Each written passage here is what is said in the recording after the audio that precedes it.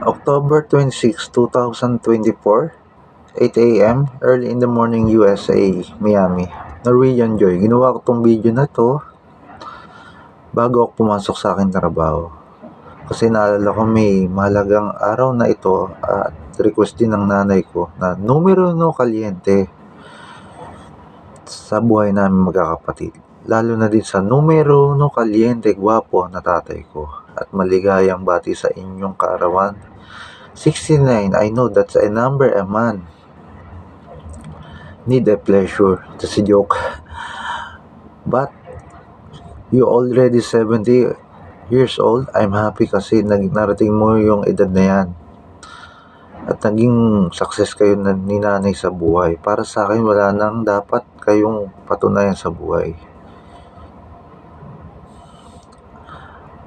Ang lahat ay deserve mo ang lahat na happiness sa buhay. Hindi man ako lagi sa tabi ninyo, pero dala ko lagi ang payo mo sa akin, tay, sa pag-alis ko at pagbalik ko. Ang Panginoon, I know nobody is perfect, pero sa akin, perfect na nanay, perfect na tatay.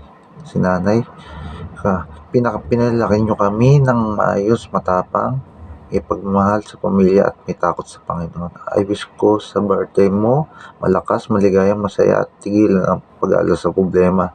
Ako na ang bahala, okay? Alam mo na yon. By the way, happy birthday, Litay. I love you.